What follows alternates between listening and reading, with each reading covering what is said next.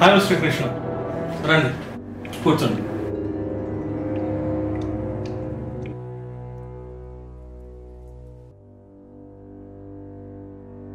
ఎవరు మీరు? నేను తెలుసా మీకు? నేను ఎక్కడున్నాను? నా పేరు యమ.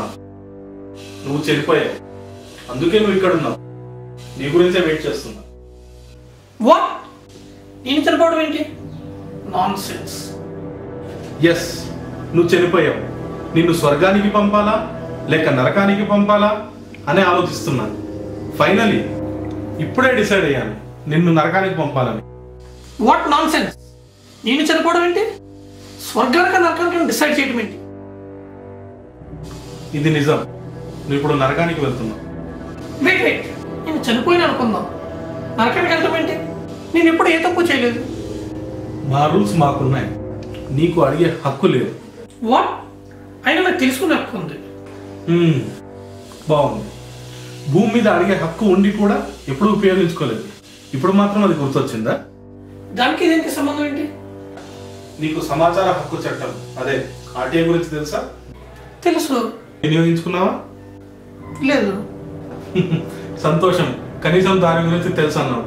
ఇప్పుడు దానికి ఇక్కడ జరుగుతున్న దానికి సంబంధం ఏంటి? ఉంది ఉంది మిస్టర్ కృష్ణ, ఇటు చూడు.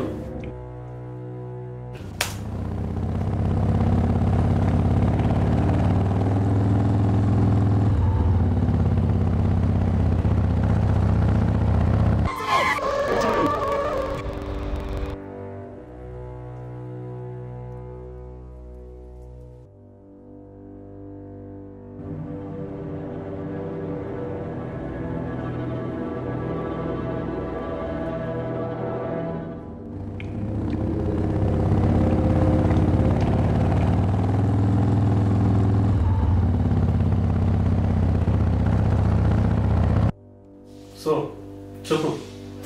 ఏంటి ఏంటి చెప్పేది? మాన్యువల్ ఉంది, చూసుకోలేదు. కొంచెం ఉంటే పడి ఉండేవాడిని. ఇందులో ఏముంది చెప్పడానికి? ఓ అవునా, అయితే ఇప్పుడు చూడు.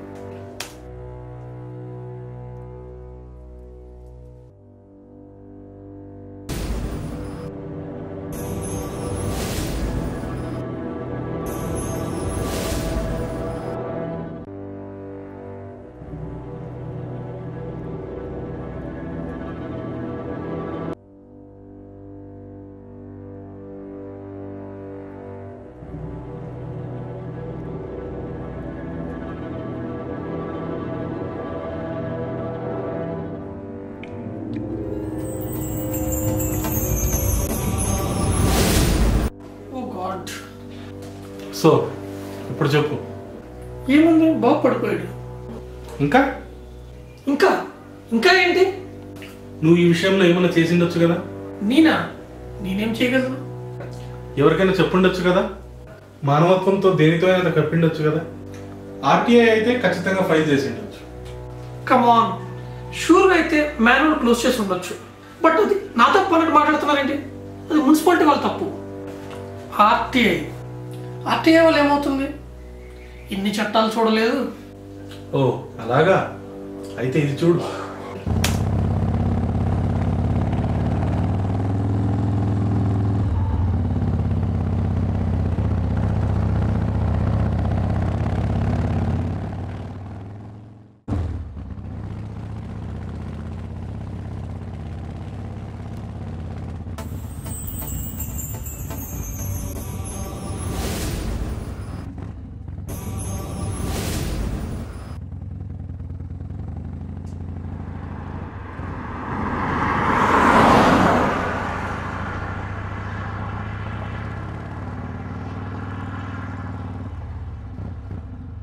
ఇప్పుడు చెప్పు.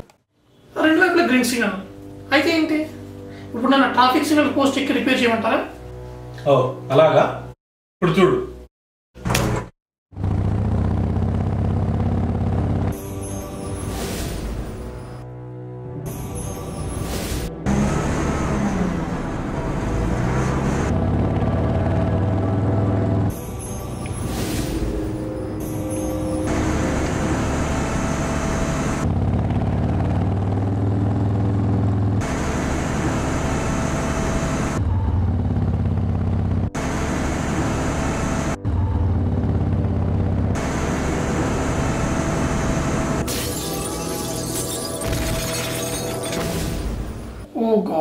ఇలా జరిగిందా అని ట్రాఫిక్ డిపార్ట్మెంటల్ ప్రాబ్లం.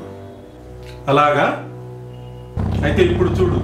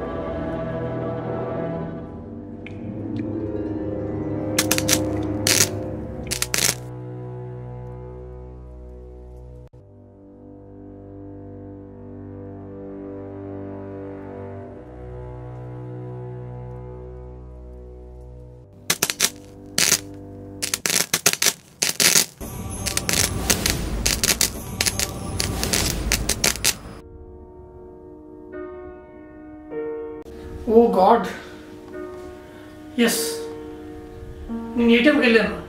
అవును, ఎస్. నీకు 2 సార్లు అవకాశం ఇచ్చాను. నువ్వు కనీసం ఒక బాధ్యత గల పౌరుడిగా ఏమీ పట్టించుకోలేదు. ఓ రెస్పాన్సిబుల్ సిటిజన్ లాగా ఆర్టీఐని వినియోగిద్దామని ఆలోచించలేదు. అంతే కదా గవర్నమెంట్ ఇలా పనిచేస్తుంది. ముందు మీరు రెస్పాన్సిబుల్గా ఉంటే కదా గవర్నమెంట్ పనిచేసే విధానం మార్చుకుంటుంది. సో 3సారి నాకు తప్పలేదు. ఇప్పుడు చెప్పు, నిన్ను నరకానికి పంపించాలా, స్వర్గానికి పంపించాలా? ఖచ్చితంగా నన్ను నరకడానికి పంపించాలి, నో డౌట్. కానీ నన్ను నరకడం పంపడం వల్ల ఇవన్నీ మారుతాయా? అయితే ఏంటి ఇప్పుడు? నాకు 2 సార్లు అవకాశం ఇచ్చారు, ఇంకొకసారి అవకాశం ఇచ్చాడు. నో వే, నా డిసిషన్ మార్చుకునే ప్రసక్తే లేదు. ప్లీజ్, ఈ ఒక్కసారి ఆలోచించాను. అవకాశం ఇస్తే మాత్రం నువ్వేం చేయగలవు? వెంటనే ఆర్టీఐ ఫైల్ చేస్తాను ఈ 3 మీద. అదే కాకుండా ఆర్టీఐ మీద అవేర్నెస్ క్రియేట్ చేస్తాను. సరే, నేను ఎందుకో నమ్మాలనిపిస్తుంది. నీలో మార్పు కనిపిస్తుంది.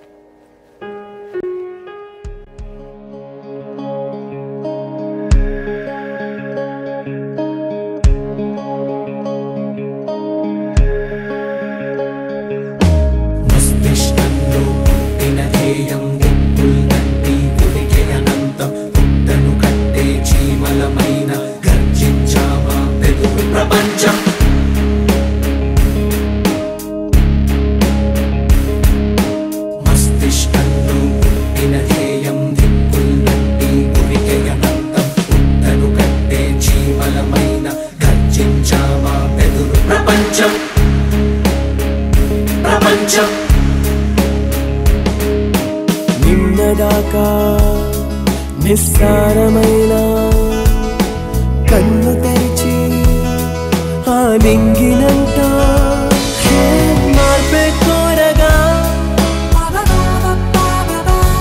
దినమొక ఇన్నను గెలిచిన భూమిని కొత్తగా చుట్టే ఆశలు పెంచిన ప్రతి పయనం ప్రభంజనమై సాగిద్దా.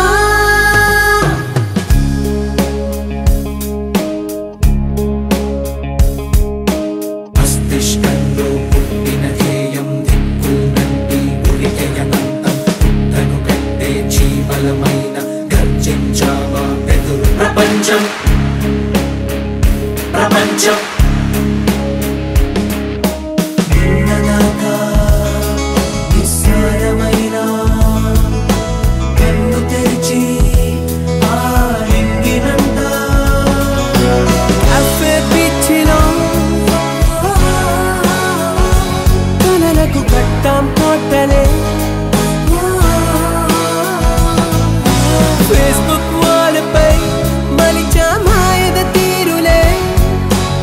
ఒకే శ్వాసే నిరాశల్నే ఓడిద్దాం. క్యాఫే బీచ్లో కలలకు కట్టాం కోటలే, ఫేస్బుక్ వాల్పై మరిచాం హాయిద తీరులే. ఒకే శ్వాసే నిరాశల్నే ఓడిద్దాం.